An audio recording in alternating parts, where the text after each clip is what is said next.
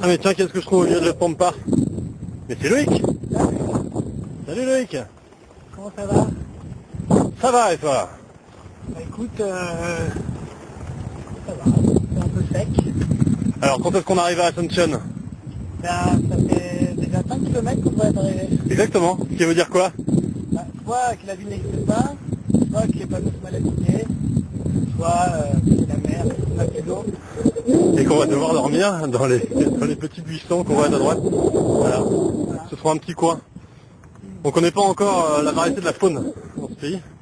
Espérons qu'il n'y ait pas trop de serpents. C'est dramatique parce que là, c'est à 75, 70 ans. Et qu'on n'a pas d'eau. On n'a pas d'eau. Voilà, c'est vraiment la merde. Il est 6 heures et le soleil va bientôt se coucher. On est entre deux villes. En fait, on était parti à la recherche d'une ville où on pensait trouver de l'eau. Et cette ville n'existait pas. Ce qui fait qu'on se retrouve ici, en plein milieu de la cambrousse. Et surtout sans eau.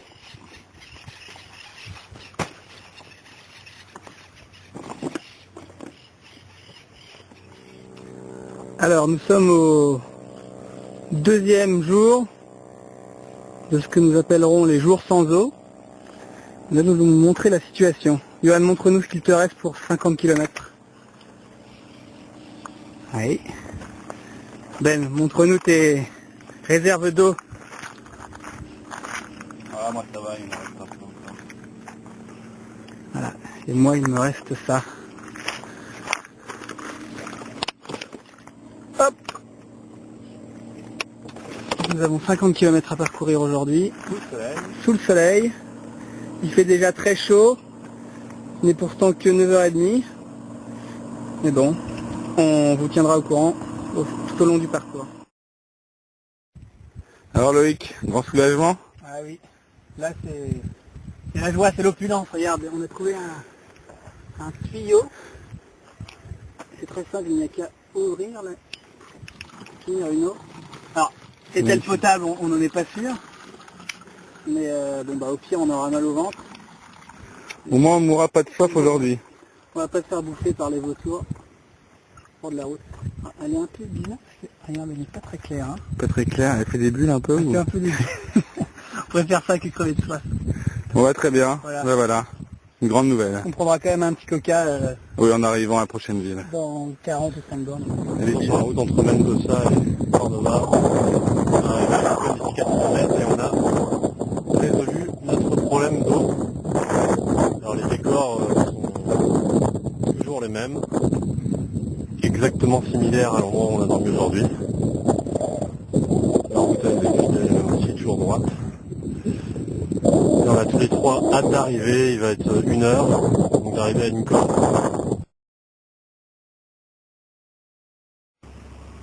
Alors Johan, t'as trouvé de l'eau? Oui, oui, on vient de se caler dans un restaurant pour fêter les 100 km qu'on a fait sans eau. On a acheté plein de bouteilles pour le coup. Et donc on a fait ça autour d'une milanaise de bœuf. Simplement, on vient d'apprendre que on va devoir vivre encore 200 km pareil, sans une seule habitation. Donc sans eau. Donc sans eau, et là, bon, le moral est un peu dans les chaussettes, quoi. On s'est rempli de stocks d'eau. On ne sait pas trop comment on va vivre, voilà, c'est tout.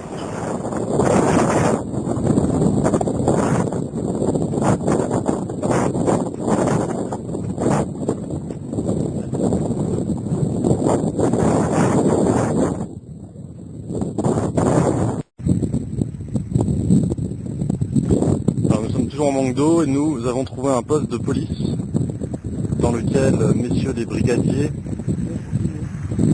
ont bien voulu nous sauter dessus dans leur fuite justement. Un camionneur est passé et nous a dit qu'on était fous de traverser ce désert à vélo. Ils ont mis qu'on allait y mourir, on verra bien. On a de l'eau. Elle est pas très... Voilà, elle a une couleur dégueulasse, mais il faut savoir qu'on a des pastilles chimiques, ici ils connaissent peut-être pas, mais ça rend potable l'eau la plus dégueulasse du vignoble des marais ou égouts parisiens. Donc ils peuvent sauver. Pas de problème. C'est bon. Au prochain. Prochain contrôle.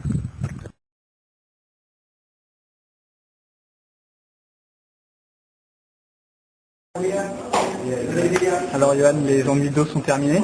C'est tout à fait logique. Moi ça va très bien et toi? Eh bien ça va, on est dans un petit village. Et on savoure notre traversée du désert. Voilà, avec un lomo. À la Pauvrée. Voilà, et des verres d'eau et du coca pour Benjamin. Bon appétit. Voilà, c'est une aventure qui se finit plutôt bien pour nous.